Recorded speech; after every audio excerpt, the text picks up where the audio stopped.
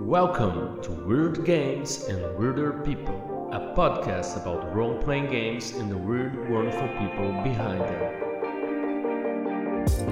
Hello Weirdos, this is Diogo Nogueira, and on today's shows we received a very special guest, Nick LS Whelan, or Belloc Strike if you know him from that name, the creator of Blogs on Tape, author of many great games and adventures and RPG material, the latest one being Sanctuary Slimes vs. Expert Epicurus, going out for the Errant RPG by Eva Aslan through his own publisher called Kill Jester Games. We talk about very many interesting topics. We talk about how he likes to dabble in all parts of, book creation and games, how he feels like an immensely lucky individual, how he always felt like the odd one out everywhere he went, how the pandemic affected him, how he went to isolation, and how he seeks to, go back to the real world and in touch with people again, how he believes the weird is on the bleeding edge of art, and if something like it's immediately understood, it needs to be just a little bit more weird and authentic.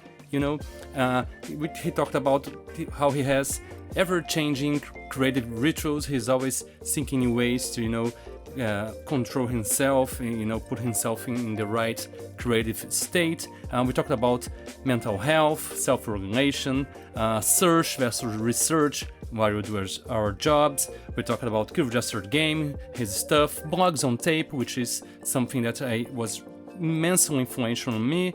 We talked about the problems with supernatural beliefs and stuff that happened in our childhood that affect us in very deep ways. So I hope you liked it. We went very deep, it got personal, it got weird, and I hope you get weird with us with Nick LS Whelan. Hello everyone, hello weirdos. I'm here today with Nick LS Whelan, the great person behind Blogs on Tapes, behind Magic Words, which is something that influenced me a lot. I'm so glad to have Nick here. And first of all, Nick, how are you doing, my friend? I'm doing really well, especially because you included the LS in my name. I love it when people do that. Well, I remember Blogs on Tape, so I always said my name is Nick LS Whelan, so I'm repeating it. It's one of my favorite podcasts of all time. I think it's really influential, and I'm so glad to have you here. And first of all, I like to ask everyone that comes here to present themselves, is who they are, what they do, because we define who we are, right? So, Nick, if you can tell the weirdos out there who Nick LS Whelan is. I'm Nick LS Whelan. I guess I am an artist who likes to dabble in really every part of the publishing process of getting books from a concept to a physical thing, and also just a bunch of other different little bits of art that I like to spend my time on. Wow. So you do everything from writing to editing to layout, illustration, and of course, every indie author like marketing stuff. So you do dabble with all these parts, even like production and sending stuff out. Yeah, I probably do the thing I probably do the least of is illustration. But through Kill Jester, the company that I You and run Eva with yeah. Eva Islam and Ty Petrie, we have taken Errant from being a PDF to a physical book that sits in a warehouse on a pallet somewhere, like a real thing. Yeah. We're in the process now of actually doing that a second time with another run of Errant with some error corrections in it, and my own adventure, Nice. Sanctimonious Slimes versus Expired Epicures. Look at me Very. plugging my shit like I'm You have to. like Yeah, a real please do. professional. Yeah, please do. I mean, is the Kickstarter still on air? I mean, I remember I've backed it in the beginning of the month, Is it still going on? Well, thank you. I appreciate that. No, it was just a little 14-day campaign. It's a Okay. really small book. It is actually a book that I did some illustration on, and you know that if a book has illustrations from Nick LS Whelan in it, that it's not a fancy highfalutin production. Will people be able to buy that after the Kickstarter, or just like a limited run for the campaign, or will Killjester sell those on their website? It will definitely be available for purchase at some point. I think it is available for pre-order on BackerKit right now, which is something I really should have Oh, refreshed myself on before getting on to record a podcast. But I'm super yeah, cool. My art is incredible, and people should use Google to figure out how to find and pre-order my stuff because yeah, of course. And Nick, can you share with us anything weird about yourself that people would find weird, or if, as you yourself, can recognize that, well, this is something a lot of people I know don't do. It's something that's really particular to me. It could be anything from the way you prepare your coffee, or how you choose the clothes you're gonna wear, or how you begin your day. oh man, it's funny. I did know that this question was coming, and it's it's one of those where it's like I probably am, uh, but it's difficult to Yeah, pin self-aware down is for hard. yourself. Like Yeah, what makes me so distinct. Um, I it did bring to mind for me a as I was trying to figure this out, dig down into why am I a weird guy? Um, it did do bring to people mind a think you're a weird memory from guy? my childhood, uh, where I come from a very large family. Like uh, I am uh, the oldest of six kids, and my father is the oldest of six kids, and my mother is the fifth of six kids. Like Wow, I have you at were least for almost a someone in werewolf. America, in the Yeah. U.S., I have a wide um, family You were almost a network. werewolf, like a seventh son of a seventh son, right? Almost, Oh, yeah, almost. I could have almost, been yeah. much luckier in my life, but honestly, I'm an immensely lucky individual, so I'm not going to complain. Um, but so we had a lot of these family gatherings when I was younger, and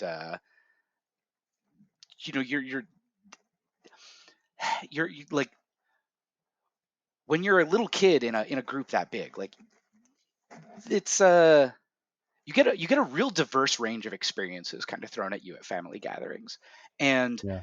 I definitely was the odd one out in a lot of those.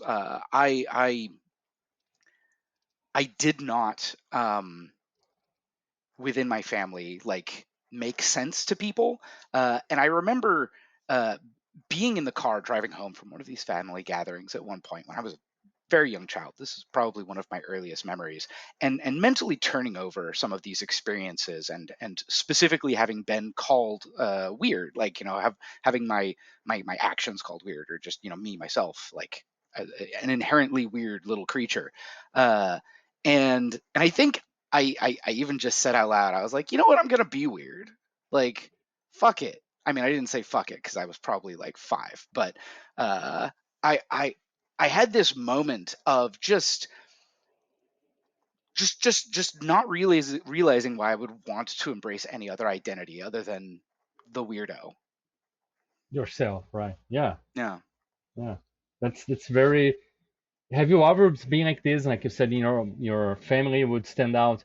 Do you, in school, would you stand out like from other kids? You had like few friends, or as you moved through life, was you always kind of an outsider?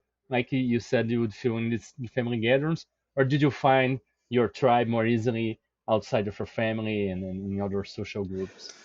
Well, I mean, I guess speaking of weird, um, I have, I guess, a tough time answering that question because when I was in the third grade, my mother received a vision.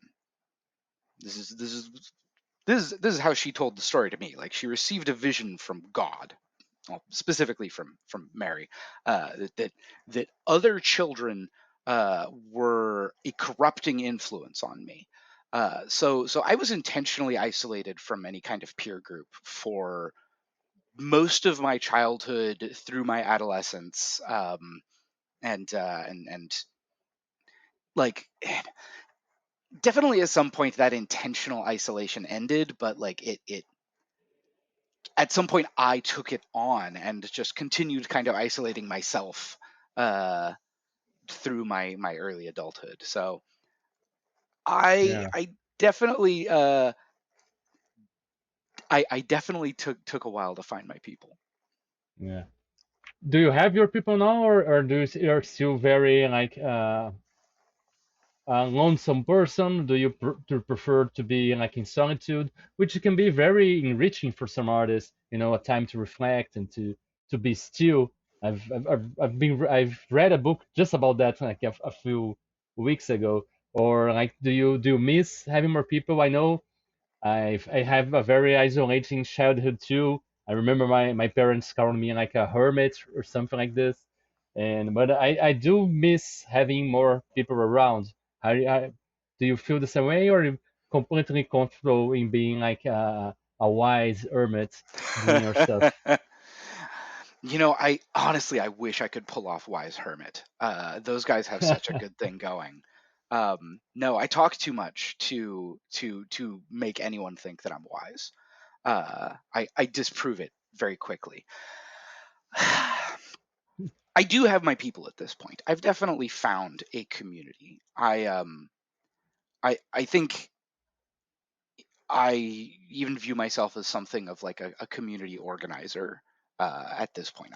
Nice. I really value finding ways to bring people together and put them in the same place so that I can organize people that I want to have in my life, and I put them in a box and I say, okay, like I can go to this box and I can talk to all these people.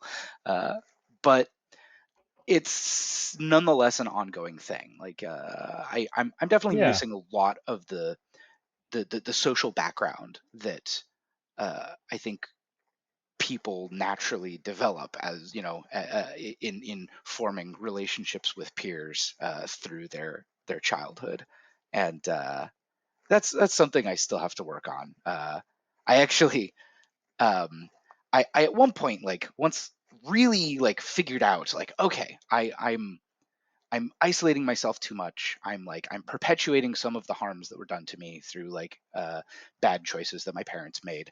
Um, I really need to endeavor more to like get out there and find people locally that I can relate to. I have to like stop using the various like crutches like online social spaces that I was using. And this was 2019. So I had a very outwardly social 2019, and then the pandemic happened, and it gave me every excuse that I needed to lean into to all of my bad habits. And I mean, like for a while, I think I did very well during the pandemic because I was very used to being yeah, alone, just me and my partner and whatnot. But I also kept that going for a really long time, and I I was my brain was able to use like but you might get sick as a defense mechanism against pushing myself into situations that I might find uncomfortable. yeah, yeah. And how was the pandemic for you? Like after a while, as you said, like in the beginning of the pandemic, I had this illusion that this was great. I'm at home. I'm writing so much. I made 5 games, but I was so isolated. I after a while, I realized that I was even inside my home with my kid and my wife. I was beginning to get isolated from them. Things started deteriorating. And in 2021, I had all this crisis, and we fixed it up.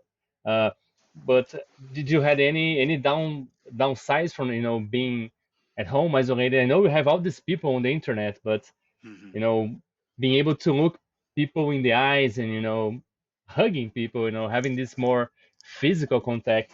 At least for me, I realized that I thought I was very good, but I was not, and Yeah. you know, No, I mean I do yearn for that stuff. for and Yeah. it is something that I work on, but that's exactly the sort of thing that I, because of my background, am incredibly well Yeah. adapted to living without.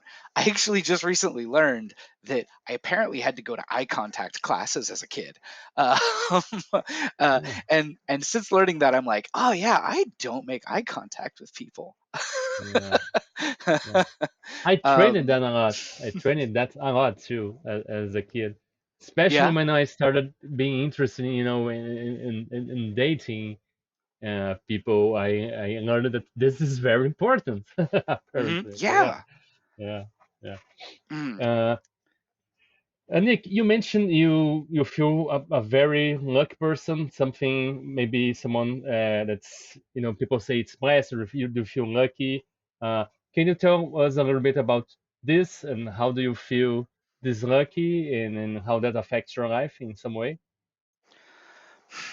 I mean, I just hmm, hmm. I have a very supportive uh group of people around me. I am very loved and supported by a lot of people, and I especially my partner who has done way more than I feel like I could have done to give me time and space to make my art, to um, you know help me figure out how to live my best life, and just I mean I like as one example of like how lucky I have been is like the pandemic was, I mean, it was terrible. I should stop saying that because I know that it's gonna get uh your podcast is gonna be algorithmically uh um censored because I keep Why? talking about the panini as but you know, through my entire adulthood up through 2019, we were really struggling. Um, we had to work really hard to to make rent, and it was literally just before like the last 6 months of 2019 that my partner got quite a good job at a school, and during the last like 3 or 4 months of 2019, she helped them develop their an online curriculum, an online classes. Like, oh, we're going to try this thing. Like, I don't like, maybe it'll take off. And then, of course, Wow. the Yeah. everyone is at home, and suddenly, you know, she's a very influential person at this company, and she's laid the groundwork for something that everybody everywhere needs to be doing, and because of that, we were able to get through the the isolation much more comfortably than a lot of people was, and that's something Yeah. that's a degree of luck that I am always going to Yeah. be intensely grateful for, because Yeah. I have a lot of friends who were not able to be as comfortable during that time. Yeah. Yeah. Mm, That's true, and I think that's also important. To have this perspective too, we recognize these small coincidences that help us and help us keep more grounded and grateful for it was hard, but it also had this thing like uh, in the pandemic it was hard for me. We stayed at home. I changed a job in my job, like changed stations, and for me initially that was very bad and very a good reason for my anxiety because I had to learn a lot of things. But the place I went to ended up being, even though I earn less, but the type of work doesn't leave me so tired and exhausted to work on my art. So uh, now I'm able to, more yeah, calmly work on my stuff. So that's always that means something. the world. Yeah, we regret, we resist so much change, but sometimes we have to look for the good stuff in there, and that's a Yeah, very good exercise to do. absolutely. And that is that is such an important thing to have. Yeah, I often like I often wish I had more intentionally, with greater intention in my life, uh, worked on uh, finding the kind of work where I could put in a good day and have energy left over. Uh, Yeah. that's and make, the kind of money I would need to live on. That, I think, is like, I had people tell me this when I was a young man, and I did not listen to them. I was like, no, I'm gonna make money in art, and that was the worst decision in the world. Uh, Absolutely. Well, I think yeah. I think you Yeah. took by far the healthier and more productive path. Well, yeah. I don't know. I just, yeah. I sometimes regret it a lot, and yeah. Well, it's working. The thing is, if I started thinking about it too much, I started like regretting it. So my strategy, even though I have a lot of problems, I think about the good stuff I have in my job. Like some of my coworkers are really cool. Some of them play RPGs. We talk. Uh, I have bonded with other coworkers because recently I found out that I have autism, and I Oh yeah. found another coworker that is in a similar situation. Both of our kids were diagnosed, and we started to realize, hey, wait a minute, we're very similar to our kids, so we probably have this too. And I mean, hey, that's great, right? yeah, Once you have, I spent a lot of my life avoiding diagnoses, because I was like, I don't want to think of myself through that lens. But honestly, it's so freeing, right? Like, yeah, it's a relief, once you honestly. Yeah, yeah, yeah, it's a relief. And it's like, now there's like these resources out there that, like, yeah, oh, if I don't even, like, I could just, learn a little bit about the thing that my yeah. brain does, Yeah. and immediately start living my life more productively. Yeah, and you can learn tools because since now that you know some of your, not necessarily limitations, but some of your hardships, you understand yourself better. You can look for ways to maybe help you with that. And now I never heard about this. I'm just starting to learn about this called unmasking, which is Oh yeah. people that yeah have autism and have adapted, and sometimes that's caused a lot of anxiety. And I suffer with anxiety a lot. And now I'm learning about this and maybe trying to study and maybe let go of some of these adaptations, maybe living more freely and living better, I guess. And Yeah. another thing was to show to my kid too that he knows he has autism, and now knowing that his father has too, and I do have a job, I do have a partner, you know, because he has a lot of negative thoughts. Sometimes he complains about himself a lot. He sees a lot of flaws in himself, and we are always trying to say, everybody has something. Everybody's going through something, and I think it was for me. I sought the diagnosis especially for knowing myself and being able to sit down with my kid and say, hey, Pablo, we're very alike, and that thing you have, dad has this too, and we are able to cope with it. And there's always the other side too. I always say this to him because he, his imagination is like next level. He's always having like these great ideas, and I say to him, you know it's the other side of the coin. We have some difficulties here and there, but this is our superpower, Hmm. and he likes that a lot. So I think it's always have to look for the good side of things. Just like in my Yeah. job that I don't like, I can look up the good things and feel better about even going there, and then maybe being able to help someone that is in need. So How old yeah, is your kid? he's 8. Okay. Yeah, Yeah, that's a fun age. yeah. We started playing RPGs, and then he's addicted to Minecraft. Like not addicted. That's his hyper focus. My hyper Yeah. focus is RPGs. It's my bookshelf over there with tons of books, and Yeah. his is, right now is Minecraft. And Yeah. yeah, Yeah. Yeah. I mean, it's that's when they're I mean, like, younger kids are like fun, but like 8, 9, 10, they're like starting to become little people, like little, and yeah, you start to see like the images of the adult, and you can really start to get to know them, in a way that like I guess like I've never been a parent, so like Oh, it's you've been there for everything, but like definitely like 8, 9, 10 years old, like with my siblings, mm, and other kids that have been in my life is the point where it's like, okay, like we can start having conversations. yeah, uh yeah, yeah, that's a lot of fun. yeah. I say to him that I'm learning a lot with him, even though he's my kid.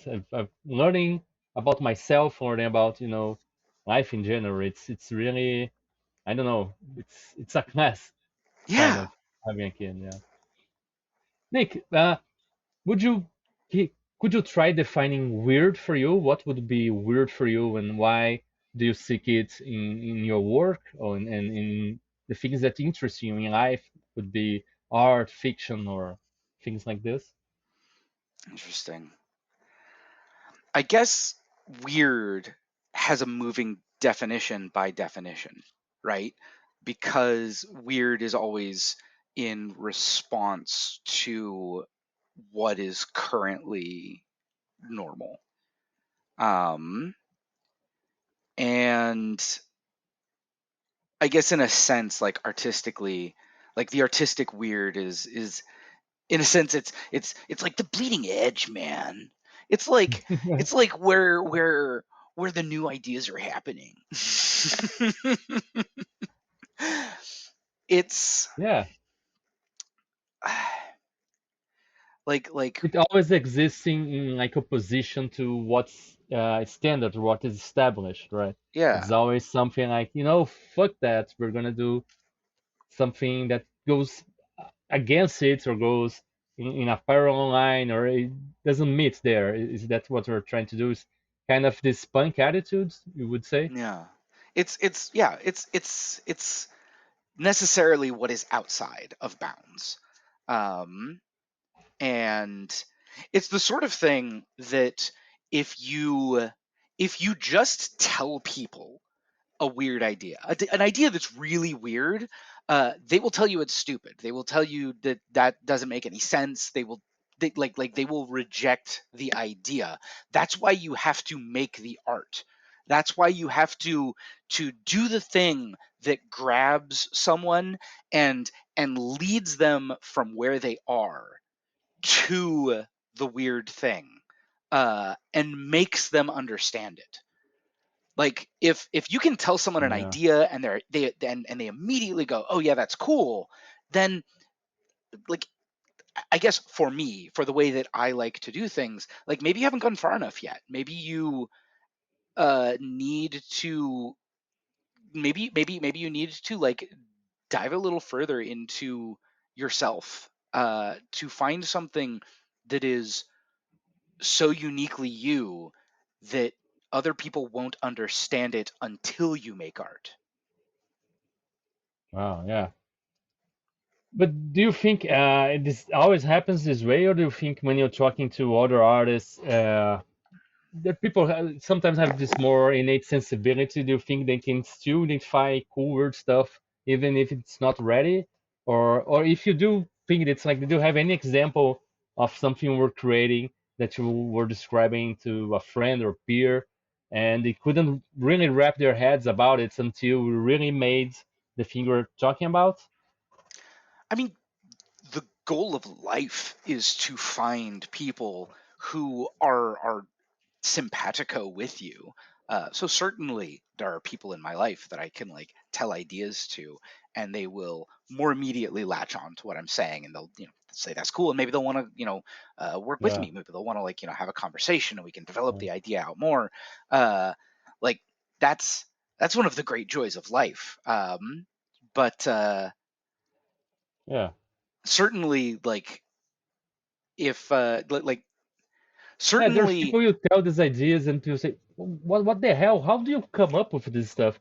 And some people would say, wow, yeah, that could be really cool. But I remember, in my day job, there is this other people there, and then I talk about RPGs with them, and like the older people that doesn't really get RPGs, and I talk to them like, oh, how do you're crazy? How do you have these things in your mind? Because we talk about monster and doing this stuff, and they really can't understand, but yeah, Yeah, I I don't talk about RPGs out actually in real life very much. So yeah. I I I can't share that experience with you. But Oh yeah. but definitely Do you have a reason why you don't talk to people? Are usually have a prejudice against it over there, you know. it's kind of the opposite in a sense. I like I God, I feel like a dick. I've had a lot of conversations in real life about RPGs, and I guess maybe it happens quite a bit because people might hear through the grapevine that I do a lot of work in RPGs. And then I'll find myself in conversations like, hey, what do you think the best class in fifth edition D&D is? Uh, And it's like, I legitimately don't know. yeah, I have no idea.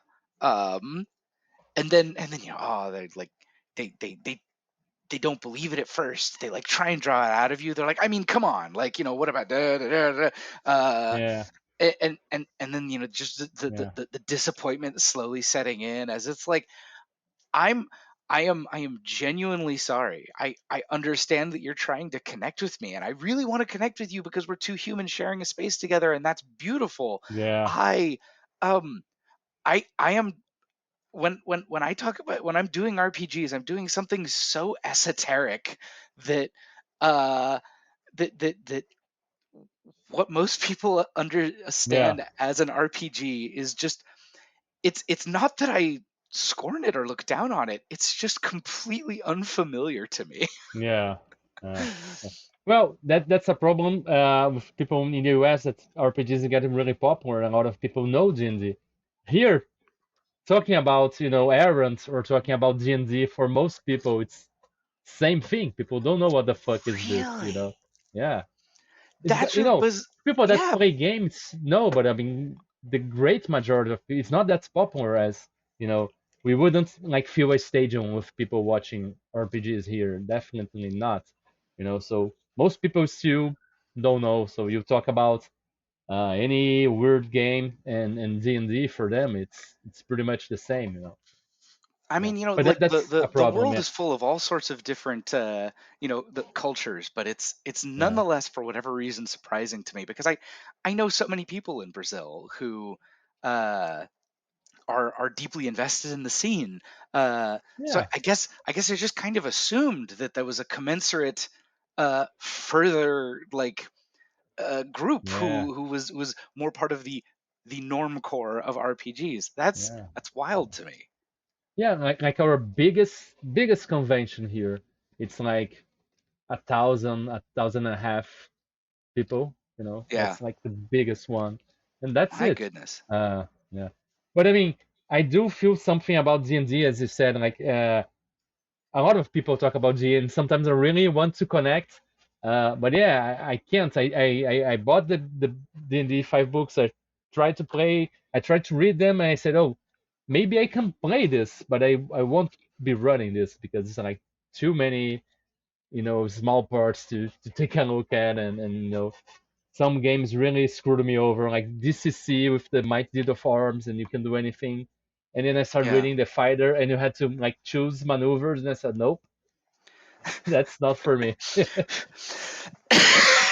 Yeah, I'm sorry. but yeah, Mm, you caught me as I'm getting over a cold, so I apologize. that's how good we I can. I Yeah, absolutely feel where you're coming from, my dude. yeah. And I have really close friends that still play. They have campaigns, and yeah, I'd rather, I don't know, play something Yeah, else. But I mean, it's something that's very popular. I wanted to connect, but something that really didn't connect to me for some reason. yeah, That's and fine. Yeah, again, I don't disparage it in any yeah, slight degree. Like sometimes, like the way that I talk, I feel like I come off like I am because it's something that doesn't interest me, but it's very close to what does interest me, and yeah, sometimes I feel some frustration about that tension. Uh, and it maybe comes through in my language that I yeah, look down on it in some way. I genuinely 100% do not. It's just not for me. yeah. people need to take these things not so personally because you can like different things. People don't have to like the same thing. It's You something that's in can't our like different things, Diogo.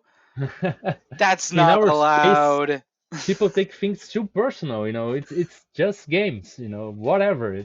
We can like different things. It's not personal. D&D is great. Other games are great. We don't have to play everything the same. So, Yeah. uh, Nick, do you have any kind of ritual, like creative ritual, creative habits, something that you do before started writing or drawing or doing your thing to help you get into the mood? Um. So for me, uh, that is a moving target. Um, that is something that changes constantly every day to day, week to week. Um, I I am in a constant war with myself, where I have to be developing new strategies all the time to put myself in a situation where I can do the things that I want to do, which is very frustrating. I am often angry that my brain works this way, but it's the brain that I am stuck with. So there you go. Uh, can you give us an example of how do you change this and why did you change your habits to try to force you? Is this kind Mhm. of trying to uh, overcome any kind of procrastination or resistance or anything that you want to do your work, but you feel just tired or you feel you do this next week because I do, suffer with this and I do try No. as you keep saying, developing new strategies and I've seen changing my strategies and doing new things. Currently, I'm doing that wall calendar thing, like marking every day that I do something and I do have a song that I sing before I do my creative work. Uh, Okay, I'm sorry. We stop the presses. Sing me your song, Diogo. it's in Portuguese. It's called Seja com o sol, seja com a lua, nossa vida segue em frente, como se a vida fosse um punk rock show. É como se o tempo fosse rápido demais. Temos 15 minutos para mostrar o que queremos. E você segue em frente, contente com o show, encenando um personagem principal. Chutando as coisas ruins, deixe tudo de lado, vamos em frente, é isso aí, let's go! Seja com o sol, seja com a lua. Which basically says, no matter it's sun or it's the moon, life is like a punk rock show. You have 15 minutes to show what you got. Just play your character, kick out the bad stuff, uh, have your show, let's go, and no matter if it's sun or if it's moon. So it's basically what I try to do. It's no matter if I just have 50 minutes, 30 minutes, I can sit down, forget everything that's going outside, just like do my show, play my part here, and keep the show going for the next day. I don't That's know. amazing and beautiful, Diogo. Thank you so much for sharing that with me right now. I am enthralled. And you've actually reminded me that when I was 14, 15 years old, I did something very similar. Um, I Wow. had I had a song. This is the early 2000s, so I had 15 MP3s on my computer, and I had um, I was really into a little rock band that did NES remixes or rearrangements, called the Mini Bosses, and I want to say it was their rearrangement of Mike Tyson's Punch Out. I would put that on and I would listen to that first thing before I got to started on my creative work for the day, every single day. I haven't thought about that in a long time, but it's Yeah. interesting that I never would have thought of that now. I would never have thought to integrate some specific piece of music into getting myself ready to go into the day. Pump it. Yeah. But but yeah, Yeah. wow. Yeah. I don't know. I Ah, read about this reading a book called Put Your Ass Where Your Heart Wants to Be. Mm-hmm.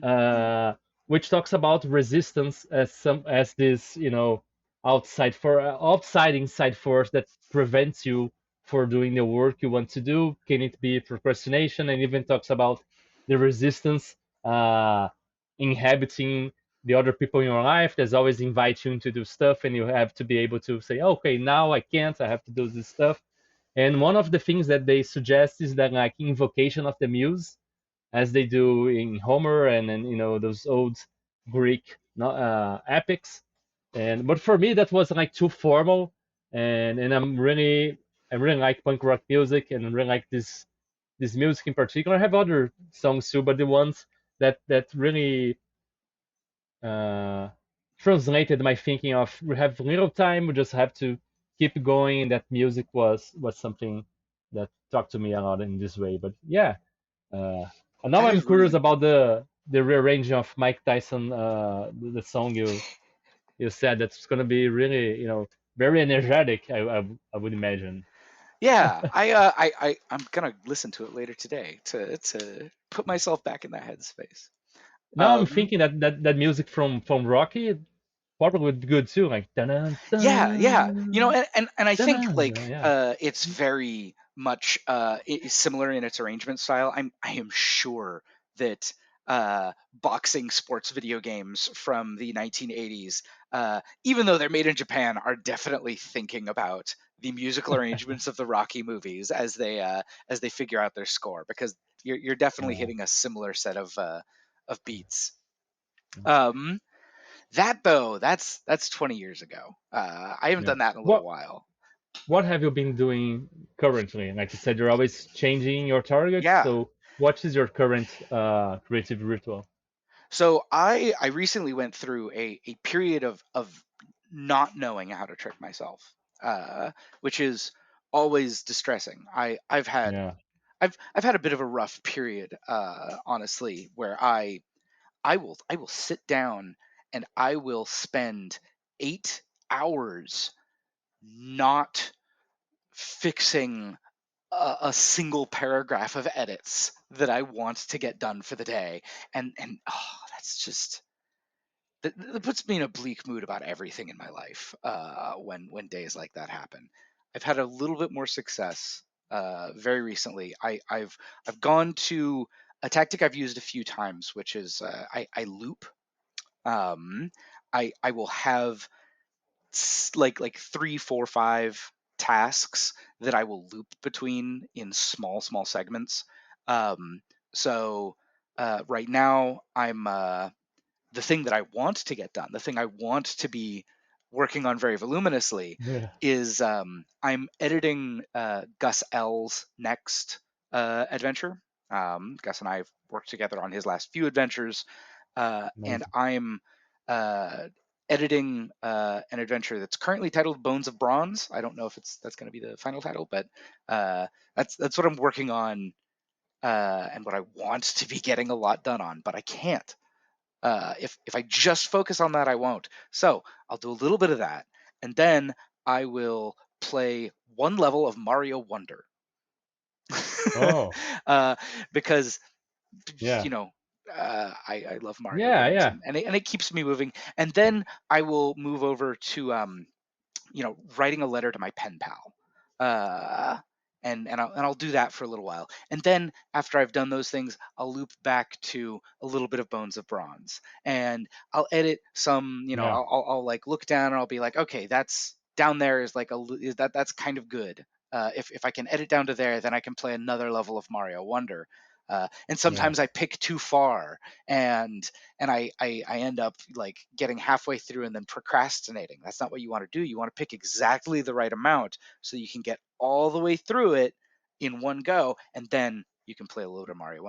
And it's frustrating in a sense because of how inefficient it Yeah. is, but I know, because of how badly last week went, that if I try to act like a grown up, if I try to act like a Yeah. normal the mentally functioning human who You're does their doing right. job.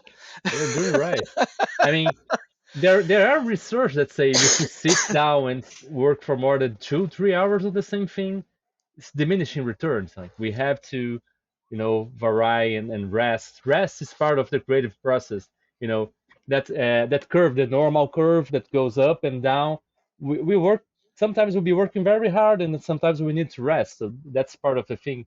And what you were describing to me really reminded me. I don't know if you're aware about the Pomodoro technique to work No. 25 minutes or something. That's a productive technique that when I started working again after a period of burnout, I tried this, which is basically it's a 25 minutes timer. So you sit down, work 25 minutes, you get a 5 minute break to do whatever the fuck you want. And and for me, the calendar thing is that if I work 30 minutes one day, I count that as a success, at least for me, you know. But yeah, working 8 hours is a lot. So you're doing right. It's And then it's not wrong, miserable. like to wonder. And I do have a also I just like you, I do have three projects that I'm working on. What I do is I alternate between two each week, but the week that I see, oh, I can finish this one this week, so that week I will try to like to focus this one, but I work like one day one thing, the other day one other thing. But I can't stay like a lot of hours in front of the computer. I always have to do something with the kid and work and etc. But I work a little bit, and just like you, after a while, I do the dishes or something, and then go back. So that's my interval to do stuff. Yeah. Yeah, But I yeah. think it's a very good technique. Yeah. Doing dishes is an important part of mental rhythms. I am Oh there with you yeah. on Yeah. that. Yeah. It's the time I listen to podcasts too sometimes, like doing the dishes or like hanging out the clothes and stuff. Mhm. Yeah. I think I do that too much. It's something that I'm trying to be cognizant of is how much I rely on external stimuli to quiet my brain. Um, That's which healthy.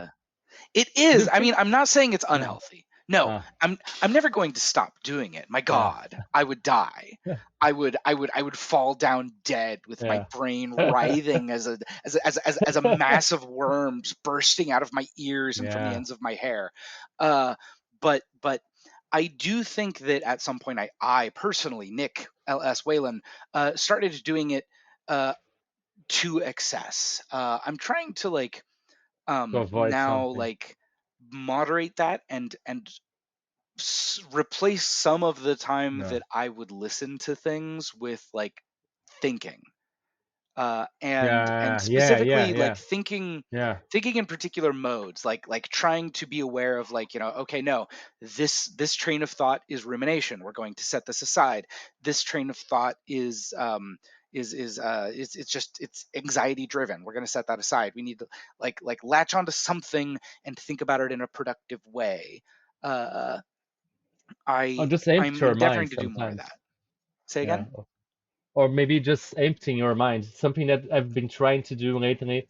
It's kind of meditation technique that's actually walking, just walking and trying to feel the clothes in your body and the how the ground under your foot is different or all the sounds, and not just think about anything. It's just trying to take in as much as you can from your senses, so that kind of empties your mind and makes you a little bit more grounded. I do that because of anxiety, but I do think uh when you empty your mind, you give some space for your subconscious to work on that stuff that's always whirlwind in your head, and gives it some space to reflect, and ideas will well, that's what I read about, but I hope it's true because Hmm. I'm Hmm. trying to do this. Yeah.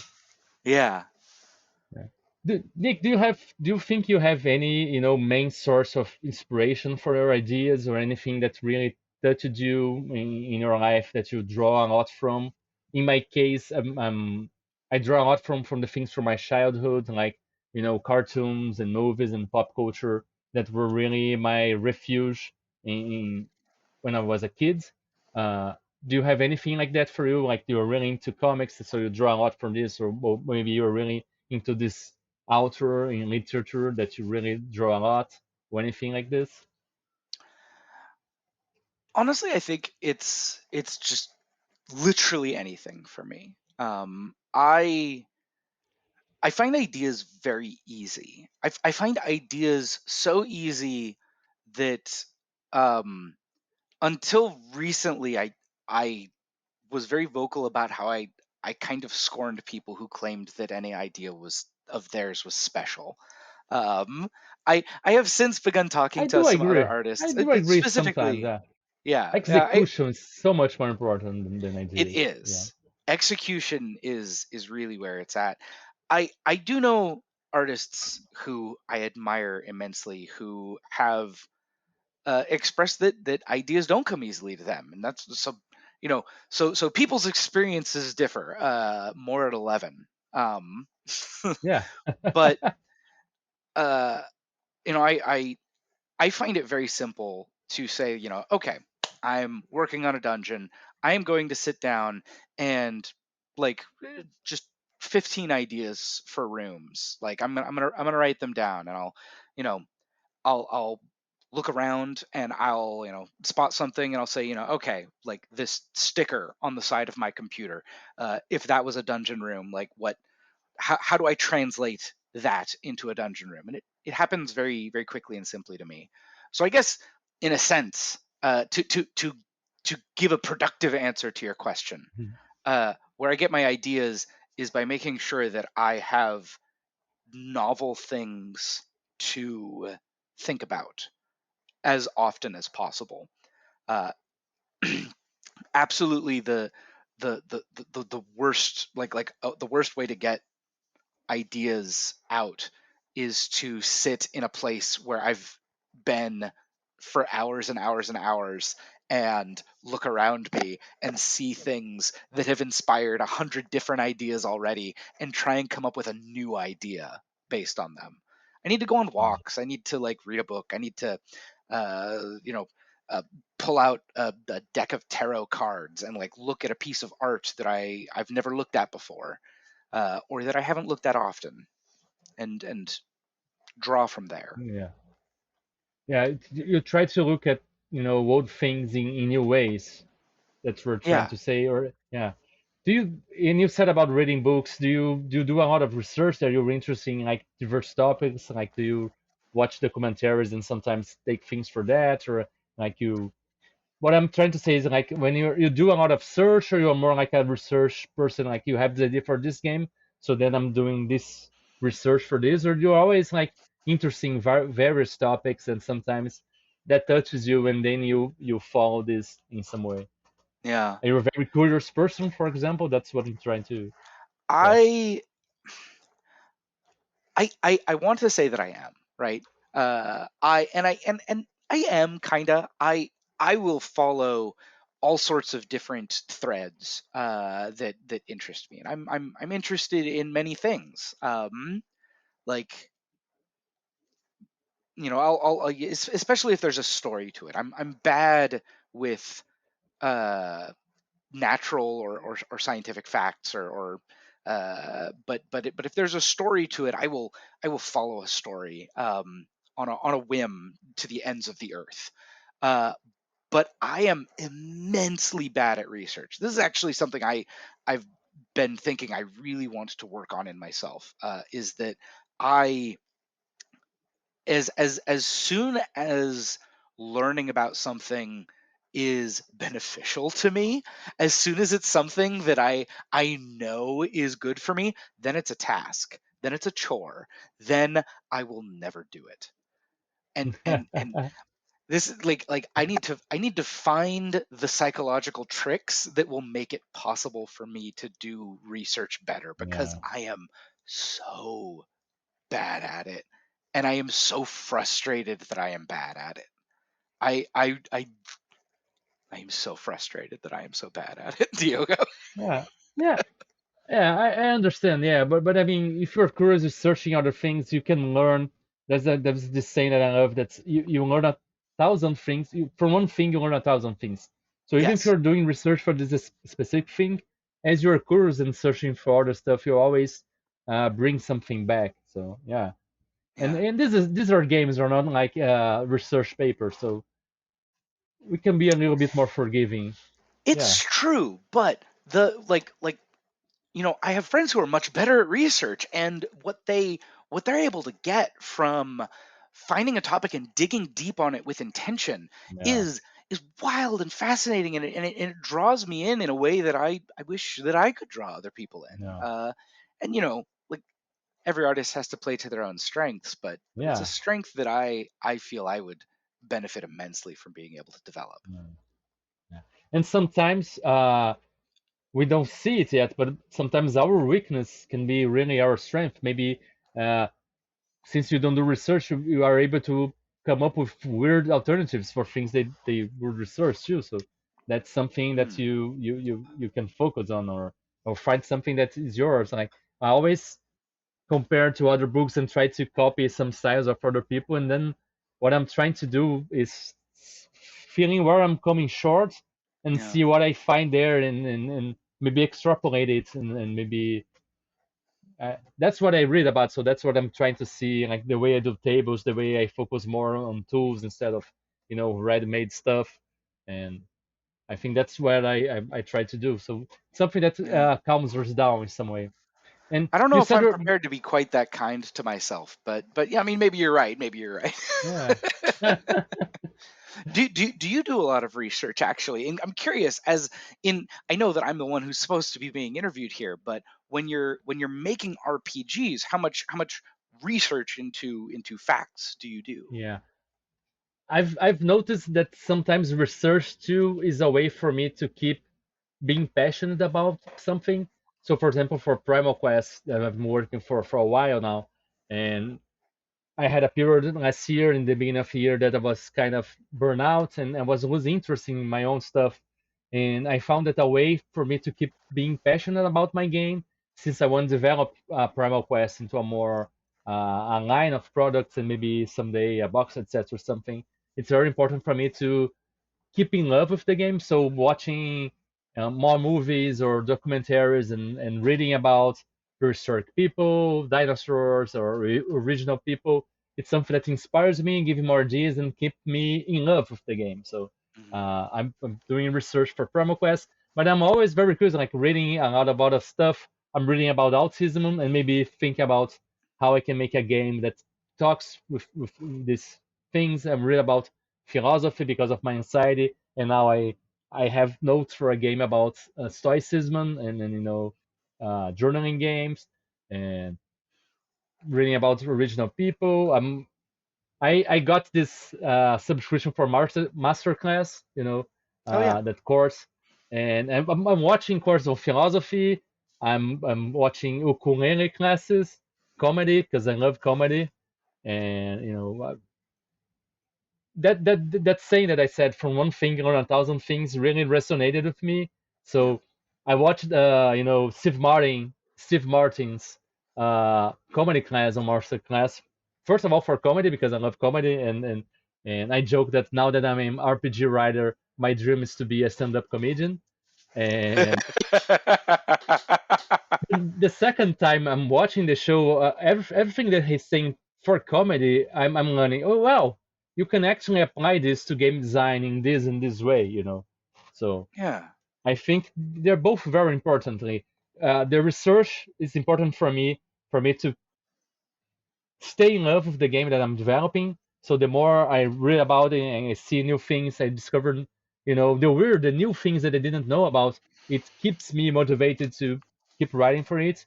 And the search in general just gives me ideas and helps me learn more and more to uh, be better, not only as a game designer but as a person too, in some ways. Uh, Mm. Nick, I'm sorry. one thing, Is real yeah, quick, sure. is there any video component to this podcast? Well, we can release it in video. I offered, when I sent the link, I thought it was like, do you want to release this on video or not? My plan is now that I have StreamYard is begin to maybe do a stream for this. I'm not doing Mm. this. We're just recording because Okay. I've just subscribed to this today, so I'm still getting used to it. But there is a lot of functions here for to like use, like in OBS we can use some over images to like put logos and stuff. We have this name, so it can be cool to have it on Yeah. YouTube. Yeah. One thing I would like to ask you, as you talked about researching, doing a lot of things, is that do you have any other hobby besides role-playing games? Something that, because role-playing games for us is kind of hobby and work too. And I've been thinking a lot about I need a hobby that's just hobby for myself. Do you Mhm. have anything like this for you that's it's just for you, is just for you like to relax and Oh enjoy yeah. it? Oh yeah, all sorts of things. I I largely find that the smaller the audience is for a piece of art that I'm working on, the more emotionally satisfying I find it to work on. Um, and absolutely, an audience of nobody is that's real small, and that's very emotionally satisfying to me for whatever reason. So I have like I do like I said, I write letters to my pen pal. Nice. I do some cross stitching. Uh, Very nice. I um, I have a website that I make that is intentionally hostile to anyone ever appreciating it. Very nice. Mm, yeah, I it's very important to find things that don't feel like work. And I don't know, Yeah. that's important for everyone, especially like, I've talked quite a bit about how as soon as something becomes a Yeah. task to me, it Obligation, becomes obligation. difficult. Yeah. Yeah, it, Yeah. it becomes very hard for me to focus on it. So having things that I don't care if they ever get done, that's really important. Yeah. Is there, Nick, is there any particular creator, whether it's an artist, writer, and it can be from the tabletop RPG scene or not, that someone's that really inspires you and you take as like as a model for how to work creatively or how to portray yourself, in the space we're in? Yeah. Woof. That's a big question. Um, Like for me, this podcast, for example, is really inspired by Pete Holmes, which is a comedian. It's not an RPG person, but the way he does his work and he talks to people and he welcomes people is something that really inspires me. And I've learned through it. And other comedians inspires my RPG work too, like Bo Burnham and things like this. But I'm always curious to see yeah. if like other RPG creators find inspirations and things that makes them think about their work through the lens of other artists in like in other medias. Yeah. I guess I often will work with like I will choose not to know about the people behind a piece of art. And obviously, as an artist myself, like I know that they're there and I appreciate their craft. But I I will often, like, even for the pieces of art that are most meaningful to me, like choose not to know that much about where they come from. Um, Why is that? I guess like it's Self-defense, I right? I am very like, this is one answer. I could probably, like, if you asked me tomorrow, I would give you a different answer. But I'm very prone to giving a lot of weight to authority, to looking at people and saying, like, oh, like this person did something important to me, therefore, like, their thoughts and feelings are very important. And I want to be better at appreciating things, without having that appreciation or that understanding or that examination or whatever I'm doing colored by what I think about the person who made it, or what the person who made it thinks about what they're making. Uh, Mm. so I like I look a lot at visual arts. I enjoy, paintings, spec art, things like that. And I guess I will watch a good amount of movies. I read a lot of trashy fantasy books. Cool, cool. um, yeah, but that is a particularly tough question for me to answer, my friend. Yeah, I can understand sometimes too because uh sometimes we get attached to some kind of artist and then we find out uh people weren't so nice too. And I remember when I was writing, a setting of one of my games, and I was thinking about adapting to another system, and I remember a friend said, I don't know if you should, do somebody else's system. What if, we find out that person is a jerk and does this and that, and I do understand this, watch out for who you admire and stuff, and I say this now that I look up to these artists that I mentioned here, and I'm very aware that like anytime person can reveal to be something else that we thought, and we should really be able to, as you said, not look them as they are authority, they are God, everything they do is right. Uh, it's just that right now the work they're doing and how they are presenting this work and just find it is something that inspires me, and of course that can change, and then that probably changes over time. I didn't know these people from before the pandemic, for example.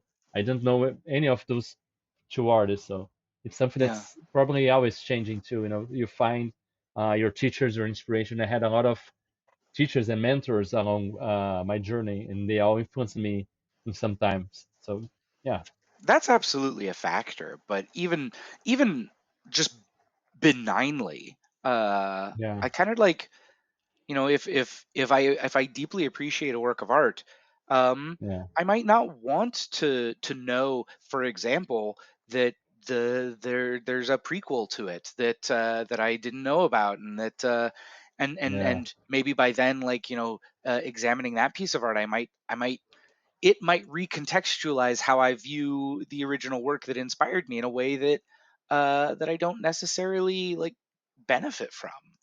um and other times it'll recontextualize the work in a way that's great for me. I am a big advocate of a diversity of ways of enjoying art. Uh and i I value ignorance. yeah. Sometimes I I do value too. ignorance. Yeah, yeah. Yeah. Especially around news, because of my anxiety, I avoid seeing the news uh, quite often. I was really into that during the That can pandemic, be, yeah. and I was not good. So yeah, Hey, Warlock Rock, give me a word. Let's go with coffee. Dragon Warrior, can you give me a word? Everyday Tiger Wizard, let's go with Bog Witch. Awesome. Let's make the swamp hut of the caffeinated bog witch together. What's gonna happen in this swamp? Well, obviously, trouble is brewing a latte. Do you love game design and seeing the guts of how RPG adventures are made? Listen to the Epic Levels Mad Dungeon podcast, where guests from the world of role-playing games join us to create original and super fun content for your table. Hello Weirdos, this is Diogo Nogueira and I'm back with a word from our sponsors. Me! I just released a new game called Cosmosaurus, in which you play a dinosaur space ranger who protects the galaxy from evil threats such as slime bankers, undead pirates, and Cosmosaurus from a void dimension. It's a game with a runes-light system inspired by Forged in the Dark and Lasers and Feelings. It comes with a bunch of tables for you to generate content for it. If you know my games, they're really easy to play and they have tools to help you improvise and play with low prep. It's an ideal game for one-shots, short campaigns, and introducing new people to the hobby, and it's a really perfect family game. I play with my kids all the time. It's a game inspired by Saturday morning cartoons. It's really well illustrated. by Lucas Kowalski from Poland, and with a great layout by Guilherme Gontijo. It's a really fun game. You should check it out on Drive-Thru RPG, itch.io, or exclusively in print on exaltedfuner.com. I have many other games there, check them out. All the links are in the show notes, so click there. And let's get back to Weird with our chat. Nick, you just recently, San Antonio's Slimes versus Sparta Epicurus, founded on Kickstarter. It's something that you worked on, you wrote for Errant, and it looks, the title itself is it's pretty weird, and I would like to ask you, how weird is this adventure, and what would be your favorite thing about it? Oh man. Um, I mean, I think it's probably one of the more unusual things that I've written. I think it's it is, in a sense, it's one of the. I actually wrote it largely quite a bit ago. So to me, it's something that for I've been looking back on it and reflecting on it since, well over a year, since before the Kickstarter Yeah. even. And I think it's really something that demonstrates uh, a break from a lot of what I'd done previously. I think it's significantly more sophisticated than the adventures that I released up to that point, and I'm very proud of it. Uh, Probably my favorite thing about it, I'm tempted to pick something like specific from it, but I think actually what I enjoy about it the most is the approach that I took to making it, where I very intentionally wanted to make something that had a lot of invisible history to it, that um, that was a location that was built up in layers over a long period of time of humans and things that are not humans occupying and changing a space. And I'm happy with how that history is reflected in the book, and in the ways that it's kind of invisible and, you know is left up to people to figure out what it means that something happened here so many years ago. Nice. And what are some of the ways that character could, interact and discover this history? I remember saying a lot about uh, how dungeons can tell stories, and can find a lot of, even if it's just, a dungeon crawl, they can find a lot about stories and the items they find, creatures they find, even like morals. The empty rooms are really a great way to tell stories in dungeons. So I was curious about how do you tell this layered story of successive changes in this environment in your adventure? How did you, not everything, but how, just one of the examples of how people think can explore the story of this place. Yeah, I suppose, like, it's a combination of being very, very slapdash and very, very sloppy in the way that you key a room, and then also, on the other hand, being very thoughtful about how you execute that.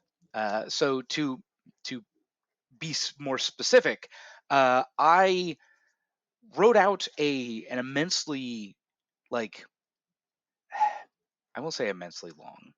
I wrote out a thorough history of this location, of why it was built, and then what happened to it after it was built, and then, the generations that interacted with this space, and how, for some it was something that they remembered why it was there, and then later they didn't remember why it was there, and then maybe they, came up with a reason why they thought it was there and lived with that for a while, and then maybe that was completely forgotten. And I have a sense of the social history that surrounds this space, and that's all concrete. But then the individual rooms, again, I, you know, maybe sat down and looked around and saw a paper clip that happens to be on a piece of paper, and it's kind of pointing at a word, and that word sparks an idea in my brain, and oh, that's what's in the room now. That idea, whatever it is, and that comes from nowhere. That's nothing. But then to to present that weird nothing, like frivolous idea through the lens of that history. Um, that's what I tried to do, and I hope I succeeded. And to me, it makes the space feel like it has the weight of real history to it. Yeah, Nanang I've place, that has been going through change, as you said. It's old and going through a lot. Yeah. Yeah. Uh, Nick, what would you say is the weirdest game have you ever played? Whether it's a role-playing game or a computer game or a board game or anything else, and how did you like it? I mean, definitely, I feel like weirdest game almost has to be a role playing game, right? I mean, I guess I've played some pretty weird video games, but Why weirdest game has to be RPGs? Is well, RPGs are like, intrinsically weird for you? so I guess there's a time where I might have said, like, oh yeah, I played this game called the Stanley Parable. It was pretty weird, and that would have been genuinely true at the time. But video games, uh, just by the nature of being like a much more like Structure, right?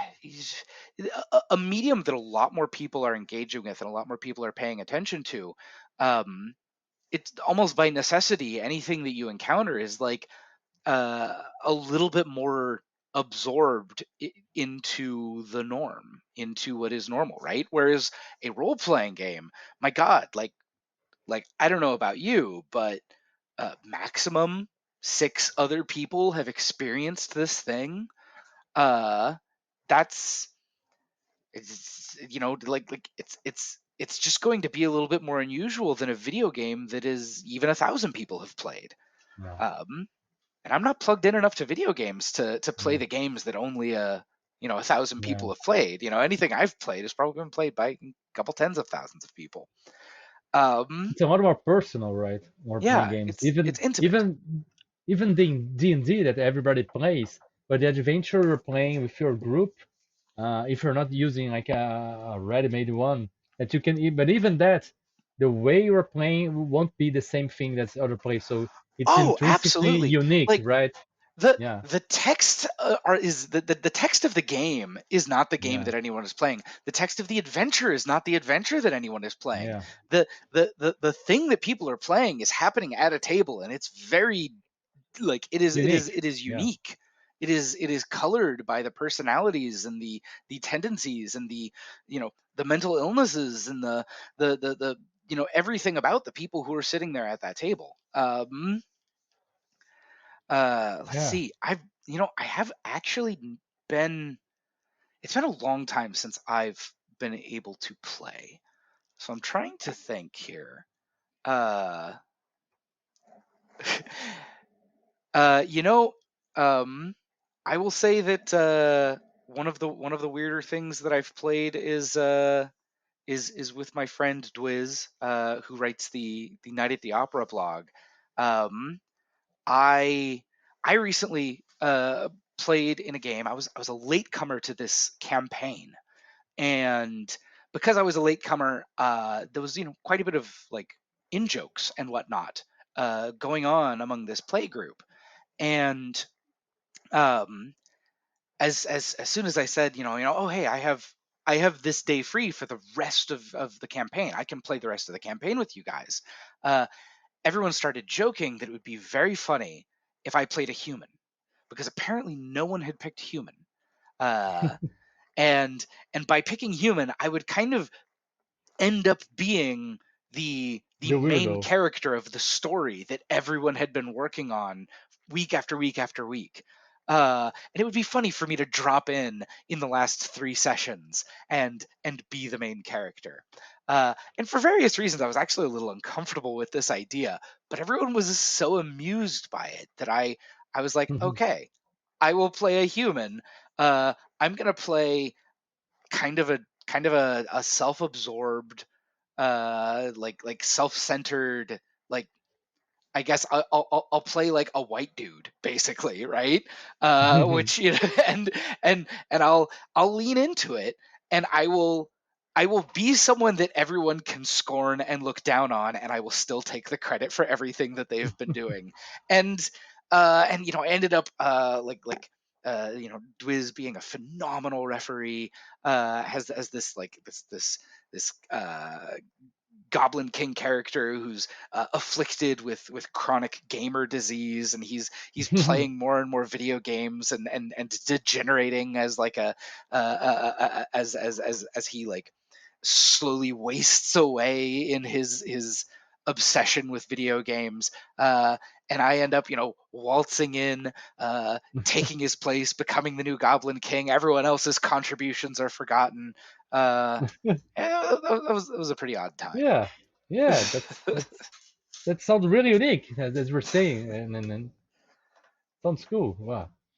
Uh, Nick, Can we take a short break here? I need to run sure, to the yeah, restroom. Yeah, sorry about that. yeah, I've been all cursed with good. my father's bladder. Sure, I will go too and be right back. Yeah, Okay. Hmm. recording resumed. Okay. Where were you? Yeah. Nick, now we're going to some of more personal questions, not really related to RPGs, more about experience and life and things like this. Uh, we were talking about early how the latest years have been a little bit weird. So, like, the first question would be about how has 2023 been for you? Has it been a weird year, or has it been wonderful for you? And how? Yeah. Hmm. It's a big question. You know, A little bit of both, usually, yeah, right? yeah. Yeah. Honestly. So again, I feel like I've been a very lucky person. I played a game with some friends at the end of 2017. Uh, like end of year stuff, and it was like, it's a game about having a conversation, and it was, like where would you rank this year of your life, relative to other years. And I was like, wow, 2017, I think this was the best year of my life, actually. And every year since then, I've thought about it, and and come to the like remarkable conclusion that god damn, this year is the best year of my life. 2018 was better than 2017. 2019 was better than 2018. Like, as tragic as 2020 was for me, 2020 was better than 2019. 2021 was better than 2020. 2022 was better than 2021. 2023 might have broken that streak. 2023 has been rough. I've had some much more severe mental health issues in 2023 than I've dealt with for a long time. I've had strife in my interpersonal relationships that has uh, really left me. How do I want to say? Uh, that has pushed me in ways that I don't know if I was ready to be pushed. Uh, but Yeah. but there's been a lot of good as well. Uh, Yeah. So, so I, I, I will say, like, maybe my streak is broken. Maybe 2023 might rank Yeah. somewhere down with 2019, Over that, but it's been but pretty yeah. good anyway. Yeah, and something that we're talking about, that sometimes life pushes in directions we are not prepared, so we resent that, and maybe, I hope this push you in a place that you can learn and grow from it, and 23 can end in a better position for you. I'm really rooting for your streak to not to break, my friend, Thank and you. yeah. And now talking about, weird experiences you might have had. And one of the first things I ask if you have ever had any experience with alternate states of awareness. This could be through, meditation or hypnosis, or even, use of psychedelics, or, lucid dreaming, anything like that that made you see reality in through a different angle, and something that you took for life in any way. Mm. I mean, I something I've been grappling with more recently is that I resent, I will say, I resent how conservative I have been in my personal choices. Um, I I have not taken as many drugs in my life as I probably should have. Uh, I should have taken more drugs, kids. Kids, kids, listen to me. I should have taken more drugs. Um, and beyond that, no. I'm sorry, Diogo. I Did you have had no the interesting chance to question. do that? Because sometimes we don't have contact with this Yeah. kind of stuff, I have I in a probably safe passed way up too. I Yeah. passed up some chances. I've more recently taken some other chances, but you know what? Like it's y- I could have pursued some things on my own, and I I just didn't. tried cannabis in like 2 years Yeah. ago. Yeah. I tried as a teenager, but I didn't know how to smoke, so it didn't do anything for me. And because of anxiety, I tried again recently, and it helped. And the same thing with mushrooms and other stuff. I was really really conservative. As I said, like I have autism, so I have really hard time not following rules. Yeah. And Yeah. Yeah. so for me it was like, this is bad, so I won't do it. It's simple as that. uh, but Yes. I was in needing some help, and medicine, and what is medicine if it's not drugs, and got into understanding stuff. I tried cannabis, mushrooms, and some other stuff that helped me relax and see other things. So yeah. So Yeah. do you have any experience? You said not as young, but did you had any experience with this as an adult? And did you had I anything? mean, again, like this is a very recent thing that I've been thinking about just within the last few months. That I as you might have guessed from learning about a little bit about my upbringing and the isolation of it, uh, I I came from a deeply conservative background, and a big part of growing up for me was rejecting that in as many forms as I was aware of.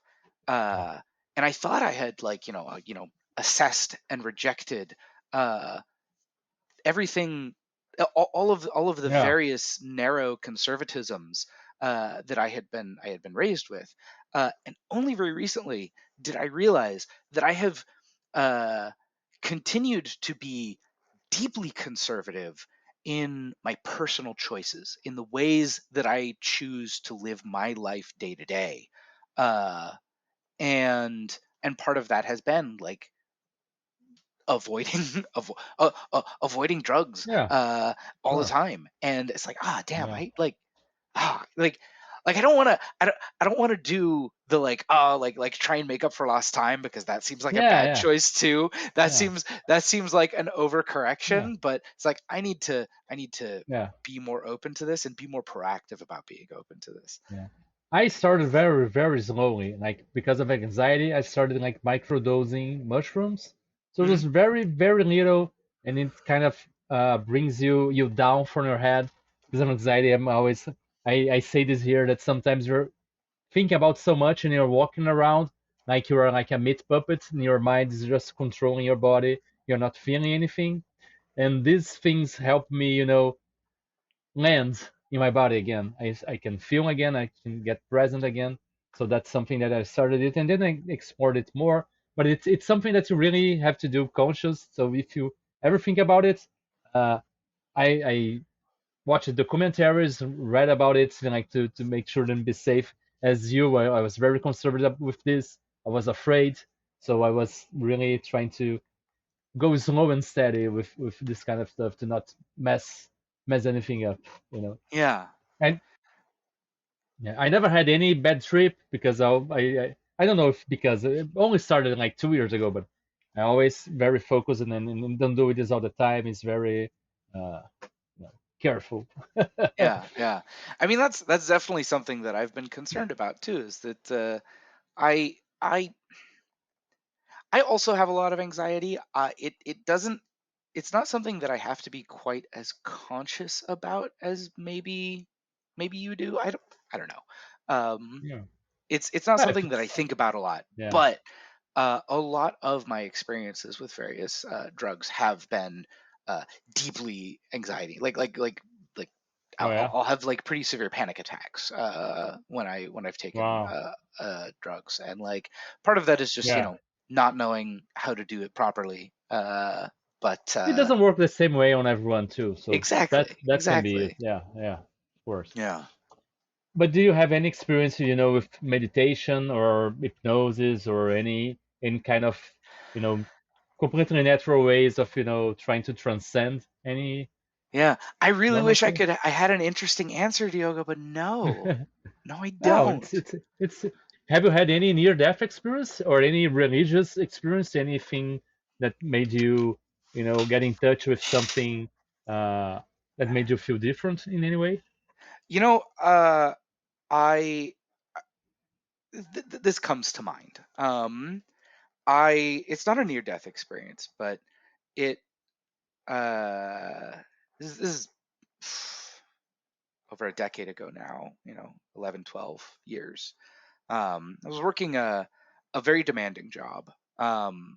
Where it was a small company, and like I was basically the only person who managed a large portion of this company's operations. So like I had like 2 days off a year, and it was a demanding job, and it was early start. This was, I think, like quite a cold morning, so I had to get up extra early to scrape off my car because I live in North America, where uh, cars are required to do everything in life.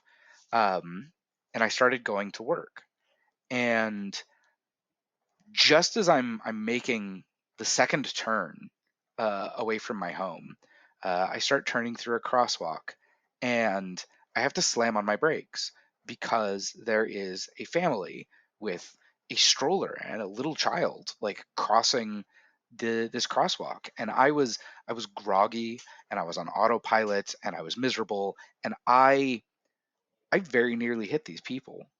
And I think about that moment a lot. I think about, the way that they looked at me with like anger, Yeah, and like absolutely justified anger. Um and I I'm so sad that I live in a place like where driving a car is such a fundamental part of it's such an essential part of yeah. doing anything in your life. uh I for a lot of reasons, I avoid driving as much as possible now. I still have a driver's license, and I still, I own a car in common with my partner. But I, I, I deeply dislike driving, um, and that not near death experience, but near, I guess, It, manslaughter it, experience it was is it was affecting. kind of yeah, it was kind of near death. Maybe not yours, but maybe uh, kind of yours. We are each other in some ways, and Yeah. so you saw that, and you had empathy for them, so you felt what they felt, and you felt responsible for that, and that can be very affecting, very touching. So Hmm. I I I kind of see that some situations that we sometimes regret, something that we did or didn't do. and some that thing stuck with me a lot too. So I understand, and yeah, I don't like driving too. It's very stressful, and people will do very dangerous things to arrive 5 seconds earlier, and it's why are these people like risking their lives to so very little, and it's very stressful for me. Looking for a parking space, I hate it. Yeah. I e- I have always like parked as far as far Yeah. as far away from I love whatever I'm going Subway. to as I can, because Yeah, one, I love walking. Walking is great. yeah, uh I I do don't too. know why we like how did humans choose to replace so much walking with driving? It's amazing to walk places. So I will always Yeah, park super far from wherever it is that I'm going, because one, it's easier to find parking that way, and two, then yeah, I get to walk. yeah. I love subways. Go to cities that have subways everywhere. You can just walk, get a subway, go anywhere, and yeah. Nick. I envy that. I Yeah. Unfortunately, I am adapted to living in a place where I have more space than I could afford in a city. Oh But yeah, goddamn, I do envy city folk. They're more walkable environments. yeah, yeah. Do you believe in ghosts, aliens, or anything like supernatural? And have you ever seen or had any experience with either of those? You know, I I was too deeply harmed by that kind of belief in my early life to be very tolerant of it in myself as an adult. I definitely went through a period of being uh, uh, deeply scornful of anyone who tolerates those beliefs in any way. Um, I've moderated on that a bit. I respect those kinds of beliefs, and I see how they answer a fundamental human need, a need that I genuinely find lacking in my life. The need to have some system, some game mechanic for explaining what is not explainable, for giving answer and shape to the random emotions that thrust themselves into our consciousness unbidden. The some reason, some name to the fear that we have of the dark. Yeah. But even though I respect that, I can't bring myself to have any such beliefs. Uh, it it's just something that has been too harmful for me. Um, I see. Yeah. yeah, And the other thing that I would ask about would be about spirituality or religion. But the way you talk, yeah. I'd assume you don't have it anymore. But do you have any kind of philosophy or any kind of anything that helps guide you through life? I mean, I'm an atheist too, and I don't believe in those things. I do have some experience that it's now I see as like night terrors or something. But as a kid, I would say, oh, well, that was a ghost or something. And I still remember some of these encounters, but now, uh, being rational, I don't believe in them, but I find the experiences interesting because it's something that informs our imagination. And being artists and creators, I think, even if I don't believe, I like to indulge in those stories and beliefs because it's something I can steal from. Uh, Yeah. but I mean, for spirituality and religion, I was raised Catholic. I had another religion. I became an atheist, and now I find solace and help and help me guide through life and through my anxiety crisis sometimes is philosophy and stoicism. And do you have Yeah, anything like this that helps you, uh, that guides you through your decisions and difficult moments? yeah. I mean, shout out to a brother Catholic, brother former Catholic. Uh, Uh, I studied in a Catholic school and everything. yeah, yeah, yeah. I don't know. I've been there, brother. Yeah. Um, I I mean, I majored in philosophy. Uh, I I find it very interesting. I find the way that people make sense of reality and life and other people uh, very interesting. Um, and I feel like the only answer that I have to this is talking with you for a couple days about it. Um, Oh and yeah. when asked to sum it up, it's like I guess nothing really. Just I try and be But I mean, I try and understand people and situations as they come to me with as much empathy as I'm able to that's it. muster. That's it. That's all you have to say. Like, well, what guides me is empathy and understanding people and knowing that each one and every one of them is having a human experience that is different from me. But if a phrase that I love that if I were them, I would be them. If I lived their life, were born when they were born, had their parents, their experience, I would probably be just like them and make the things that they would be doing. And that's you know Yet the thing about that, like I am by inclination very much with you. I though like that's my inclination.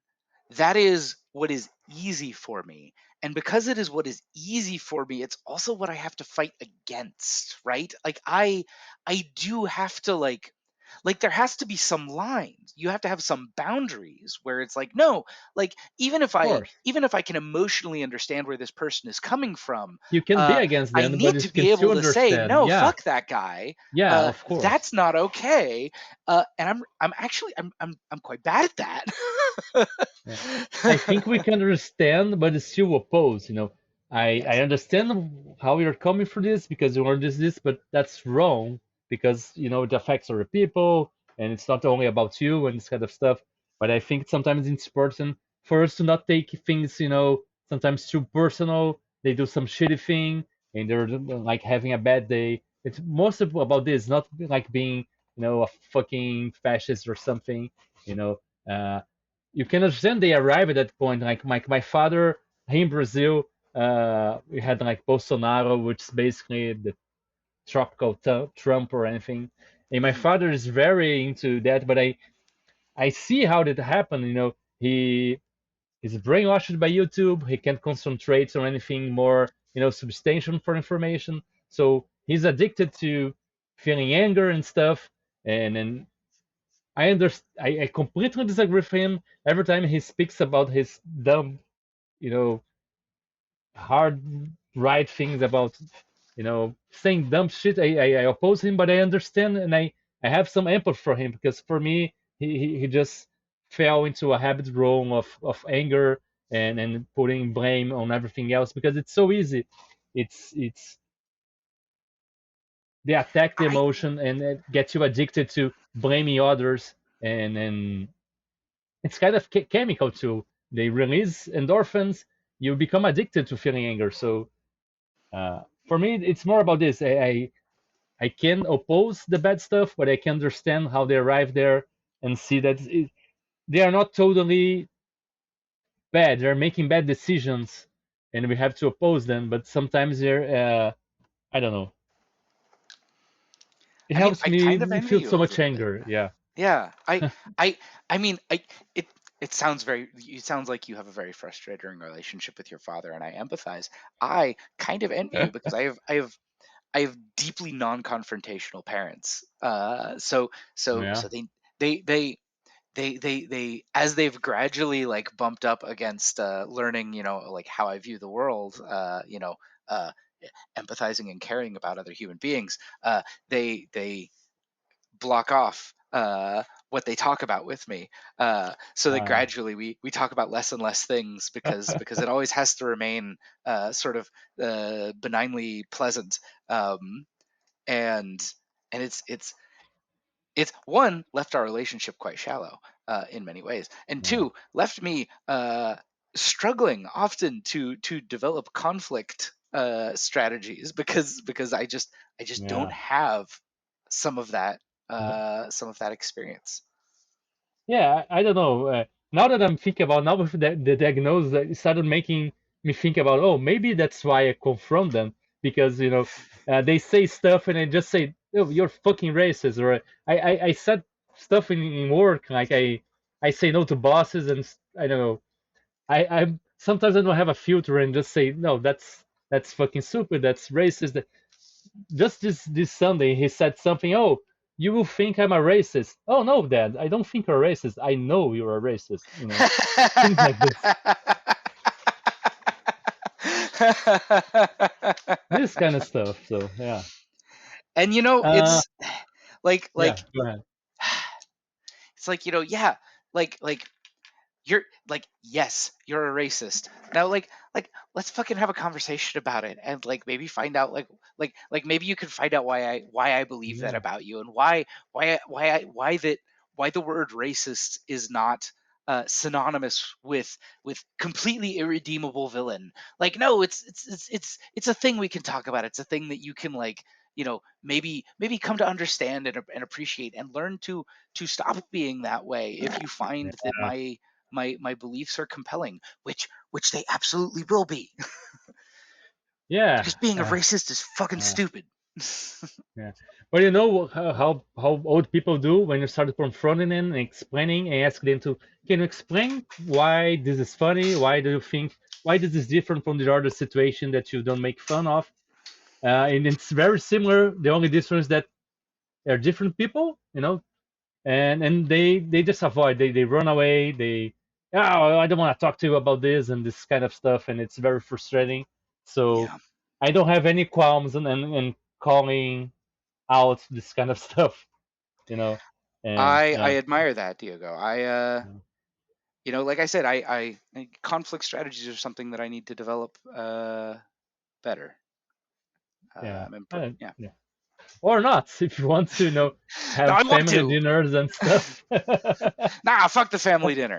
Yeah, yeah. Nick, now a little bit more whimsical questions that are more like trying to figure out a little bit glimpse about your personality, the things you like or not. If you could have any superpower, what would you choose to have, and what would it be the first thing you would do with that? Oh man, I mean, um, the inclination is to immediately make myself OP, right? Like, I want to be able to, like, to stop time and be the only one who's able to move, and, like, and then I can just do whatever the fuck, right? Finished project. Yeah, yeah, no. I can Yeah, upend society. I yeah. can New book tomorrow, folks. New book tomorrow. No. yeah, new book tomorrow. Oh man, what a human way to use that superpower. That is way better than me fantasizing about all of the industries that I would topple. Uh, Well, tell me, what industry would you top of? That's important stuff. I mean, I guess the military-industrial complex would be, like your first one. Like, just make it so that all the bombs stop working. Uh-huh. Oh man, what a good person Nick LS Whelan is. Look at him wanting to end pointless expansionist colonialist war You by you would have to dismantling the know military machine of how the to state. dismantle the machines. You only powers it's time stop. How would you stop them? Oh, I mean, you just you disassemble the Oh, you machines. Yeah, yeah. You have time to research stuff. You have time to research stuff. You time exactly. stop. Yeah, Exactly. I mean, like, I yeah, would that be, makes sense now. I would be dead of old age within a month from all of the procrastinating I would do while I Oh, research yeah. stuff. But I mean, you control the superpower. You can say you stop time in running for you too. I don't know. I oh, don't hey, know. yeah, no, Yeah, that's the best version of this. yeah, There you yeah, go. There you go. yeah. Uh, Another thing, if you could choose any weird thing from fiction, from sci-fi, from literature, cartoons, RPGs, anything, to make it real in our world, what would you choose and why? Mm, man, asking the deep questions now. Woof. Um, I mean, maybe the ability to communicate with the dead. Like that strikes me off the top of my head as like something that's not easy.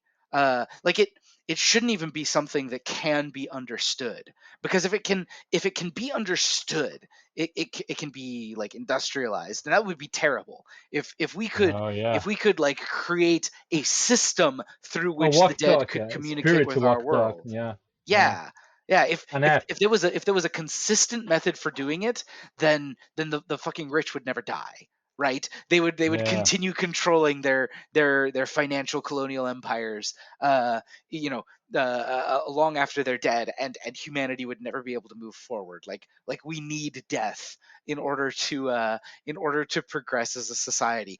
But yeah, if like weird women of the wood could put me in contact with someone who died 1,000 years ago, that'd be pretty neat. If yeah, if their influences could come into the world in strange ways, I'd be yeah. down with that. Well, there are some people that would say that's already true, but yeah. There are, And there then, are. yeah, I yeah, completely respect yeah. why they would hold those beliefs, and I hold absolutely none of those beliefs myself. Yeah. Have you? I don't know. There is Wicca. There's people that do like witchcraft. I haven't had any contact with anyone that does that, but that's something that I would be curious about. And I don't know. Yeah. Who knows? I don't know if I It's have anyone in my uh, you know, social circle. networks, which Yeah. is a weird word to apply, but I don't know if I have anyone in my social group Yeah. that has that Practice this. Yeah. practice. Yeah. Yeah. Finally, do you remember the last time you felt really happy and grateful for being here and being alive? And if you can you share with us this moment? Lately, I gotta be honest with you, that has been a difficult emotion for me to achieve, my friend. Yeah. I'm sorry. Yeah. Yeah, This too shall it's pass. Yeah. uh, one hopes, one hopes. Yeah. There's probably a long silence here that hopefully Diogo edits out as I try and reach for a time when I felt really It glad to can be be here and be alive. really a moment. It can be a Yeah, short moment because this don't last. We have to try to keep remember to make them yeah, last. Yeah. I will. I've been watching every night. I gather with my family, and we like have usually we watch like two. We have two shows that we're watching at any given time, and we watch an episode of each, like one per day. As we have dinner, and then we finish dinner and we watch the thing. We talk about it a little bit. Um, I have recently been watching a an anime uh, that has a name I'm struggling to remember. I believe that the English translation is "Don't touch Izoken" or "Leave Izoken alone," something to that effect. Um, and we only just got to episode 3 or 4, and I will say, like, every night while I've been watching this show, I have at some point been brought nearly to tears, just by just by the beauty of the beauty of Yeah. the art, by the passion that's being expressed. uh I I've been deeply touched and moved by this show, and sharing it with, the people that I love most in the world, my partner and my sister, uh has been Yeah. has been a deeply uplifting experience that I'm very glad that I've been here for. That's great. I love these moments. We have to look for these moments every day in our lives. Like we started during the pandemic, we started doing this. I just said like after everyone's go to sleep, we always try to find at least uh, half an hour or something that we can sit down and just connect and stay in touch and start running from obligation to obligation and doing this and cooking and doing something else and get ready for the kid, get ready for tomorrow to sit Yeah, down and just do nothing with the people you love or watching something and get to connect and be moved by these stories and you see and look to each other and you are crying and they are crying too and then we feel everybody is enveloped in this emotion and love and it's great and I love seeing other people doing the same thing and kind of connect us all in some way, I think. yeah. Nick, those are really basically the questions I had for you. I'm really glad to have you here. I admire your work a lot. Your work with Words of Power that you made a post a long time ago is it's something that really affected the way I see magic, and I really liked and I use it to this day. So I owe you a lot. Your work has influenced me. Your work with the podcast is amazing. So everybody that hasn't listened to Blogs on Tape, please look for it wherever you look to our podcast. Nick used it to record some of the best RPG blog posts out there, especially focusing on old school style of play. But there's a lot of stuff there, and you can learn a lot from it. Just not only for GM point of view, but as a game designer too. So look for it. And Nick, do you have any last messages or for our weirdos out there that are listening to us? um I guess I just want to say that it's really nice to sit down with you, Diogo. You and I have nebulously shared space now for Yeah, 6, 7, oh, way yeah, more than that, actually, like 8, 9 years. Like, we've been ships passing in the night for a long time. And we've had a couple conversations here and there, but it is lovely to be able to sit down with you. And yeah. I guess this conversation has been largely focused on me, but it's nice to hang out, man. You're great. Yeah, I mean, we should do that more often. We could do that without a podcast. I would love to. And then one of the things that I like to do maybe with the podcast, just have like a weird hangouts and having cool people hang out. I know you don't do go a lot of conventions. I only get to go to Gen Con. I would love to meet you in person someday because one of my favorite thing about Gen Con is just sitting with people, sharing a meal and sharing some laughs. And I play very little. For me, it's all about getting to meet all these wonderful people that I know online. And actually, the podcast is kind of my way to do that without being able to go and meet you in person and meet everybody out there. So Yeah. yeah, I don't travel as much. I've been traveling more. I haven't got quite as far out east, I should say, as Gen Con yet. But I really ought to one of these years. And I I'm I'm I'm I'm technically part of a publishing house. So maybe at some point I'll have a business excuse to get out there and can actually, like, yeah, it'd be lovely yeah, to get a that drink, would be to great. get a meal, hang out. Yeah, yeah. Well, thank you again, Nick. And can you take us out saying the catchphrase of the show? Just say, keep it weird, everybody. Hey, keep it weird, everybody. Thank you for listening to Weird Games and Weirder People. If you'd like to keep up with the show, please subscribe to be notified when we release new episodes.